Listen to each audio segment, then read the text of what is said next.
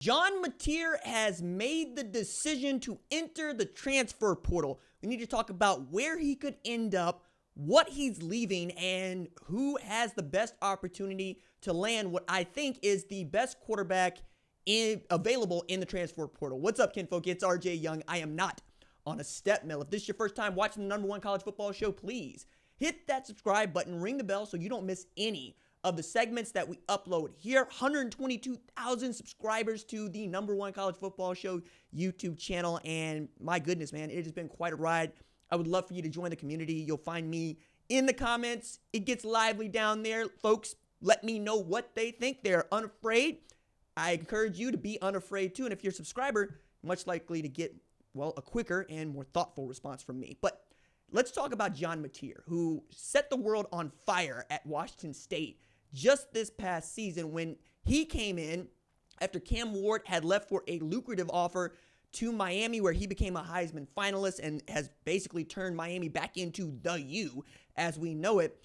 Mateer also probably looks like doing the same thing. There's going to be so many people that are after this dude because last year he put up over 3,000 yards passing, 3,100, and 826 yards on the ground. He had 44 total touchdowns, 15 rushing, 33 through, whatever 15 minus 44 is, RJ, damn, on the ground and through the air. I'm looking at him and I'm going, okay, I understand what it is that folks see. I also think that Oklahoma has the inside track here because Oklahoma went and hired Ben Arbuckle, who was John Mateer's offensive coordinator this year at Wazzu, and quarterback coach that we thought was going to be the offensive coordinator at Washington State in John Kuzeski.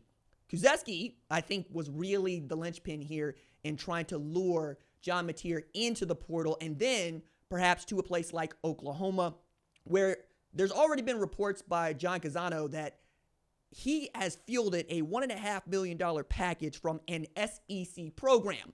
I tend to believe that that SEC program is the University of Oklahoma, especially with Jackson Arnold committing to transfer to Auburn. And we're looking around. Maybe Mississippi State wants to get in there because Michael Van Buren has transferred to or signed to transfer with LSU and keep going down, right? I also think that there's some dark horses in here that people aren't really considering, as there's going to be a vacancy not just at Miami, where he could be playing for Shannon Dawson that I thought should have been a finalist for the Broyles Award, and that offense where you can sling it all around the yard, and Cam Ward's already going to tell you what you can do in Miami, and they have that relationship. You're also going to look at a place like Oregon, just up the road, man. I realize that they got guys, right? Say nothing of Dante Moore's just kind of waiting there. Would like to see if Will Stein can develop that dude into a player. But it's also a really great football program that is just loaded up and loaded up and loaded up. Dylan Thieneman is already transferring there. What I thought was one of the best safeties in college football last year, still one of the best safeties in college football this year, probably going to be playing for a team that at least right now is the #1 ranked team in the country, the last undefeated of the 134 teams. Mateer also has some moxie to him in his play that is going to make him, well, beloved wherever he goes. Right? Like, this is the kind of guy that is going to run into a fight as opposed to run away from one. And if there was one criticism I had of Jackson Arnold, it was that he did not always look, he didn't always look confident. He looked afraid from time to time. Did he only throw 3 interceptions? Yeah, but they're big interceptions, and he put the ball on the floor quite a bit. His eyes were really big. You can't have that at Oklahoma. You can do a lot of things at Oklahoma. You can be a lot of things at Oklahoma. What you can't be is scared. You can't be scared back there, especially playing in the SEC, because it is big boy football. It's tough as nails. It's real hard, right? I think as we continue to monitor what it is he's going to do, I think you're going to see that it's going to be difficult to beat Oklahoma. It's not impossible. It's not impossible. And I'm sure that there are many Sooner fans that are going, if it took getting Ben Arbuckle and John Kuzeski to Norman to get John Mateer, it's worth it. And we also have data to show that this can work, right? Especially at a place like Oklahoma. Jeff Levy brought in Dylan Gabriel. That turned out to be a dynamic duo that went on to do bigger and better things, quite honestly. Does that hurt Oklahoma's pride? Absolutely it does, right? Now, Jeff Levy going to be head coach of Mississippi State feels like a step down. That's just me, though. Dylan Gabriel, we thought was going to the NFL. He got a bad draft grade back. He transferred to Oregon, didn't want to get in the way of the Jackson Arnold experience. And I believe that. I believe that he didn't want to do that. And I think that Oklahoma thought that was the move. It's kind of like the Thunder when they traded away James Harden in 2012, same night they playing Notre Dame, got beat down. I remember because I was in the press box for that game. Yeah, people are going, why do you trade away James Harden? Because you invest in the big man. You invest in Serge Ibaka. It turned out to be the wrong play. But, going back to just do the math on it, you'd have done it differently, and it didn't work out. Everybody gets fired anyway, right? I think that's what you're doing here, right? You're looking around, you're going, okay, could we have gone to get Dylan Gabriel? Maybe. But the math said, go with Jackson Arnold, go with the dude that is the 5-star, the National Gatorade Player of the Year, the tremendous upside that he still has at Auburn. But, Dylan Gabriel went over there to Will Stein and turned out to be a monster, where he's always been kind of a monster, and this is his 6th year playing college football. Mateer's going to be in a similar spot.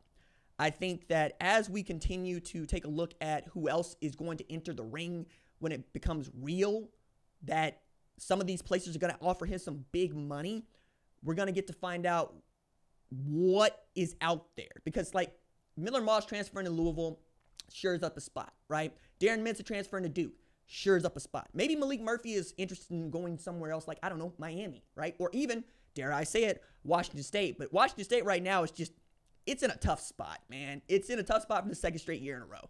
One, the Pac-12 disintegrated, right? And then they're left holding the Pac-12 together with Oregon State.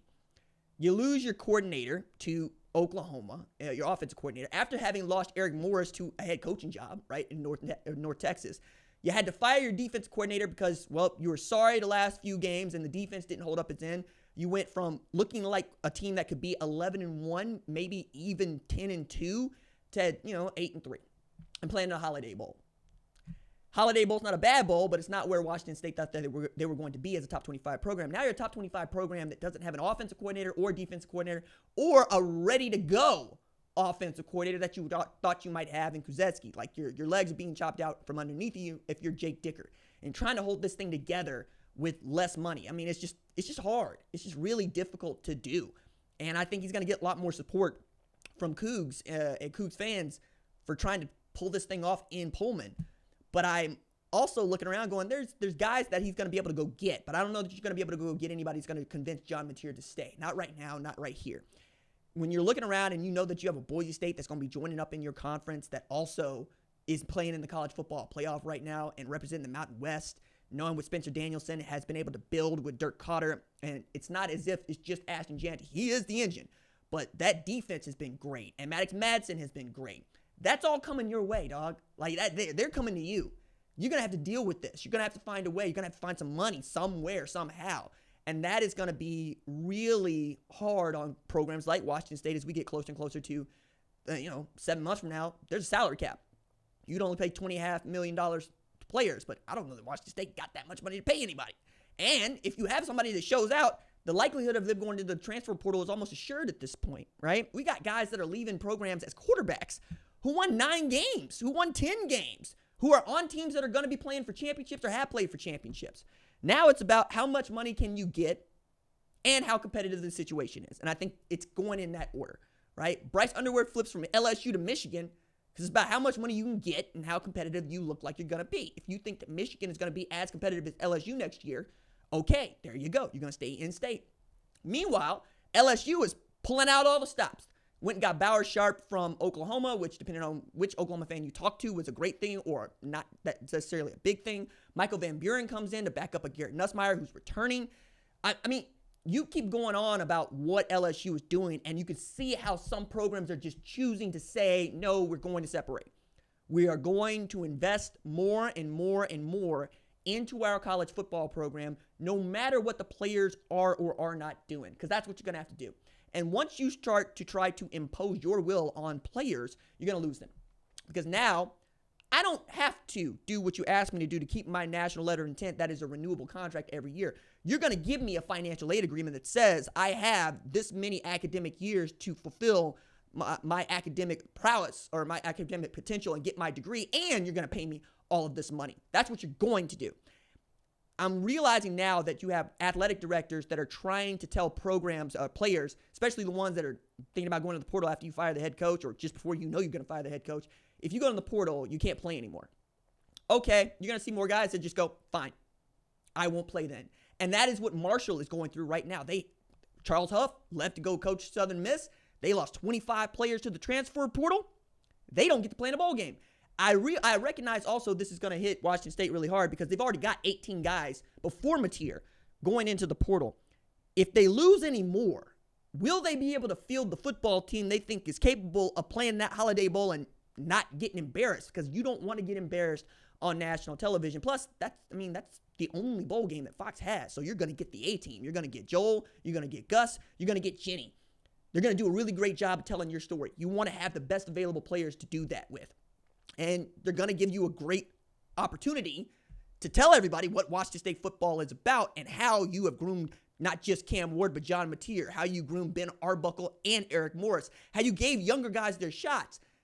He really needs to, I think, try to do whatever he can to keep this program together so they can get to that spot. And once they get to that spot, use these 15 practices to make sure you can walk into that thing and try as much as you can to limit Kyle McCord and Fran Brown from tearing you apart, because Syracuse is also very much on its way up. They're 1-1, I think, with Washington State. That ought to be a great game if John Mateer was playing, but he ain't. And now we're talking about maybe he's going to end up at Oklahoma.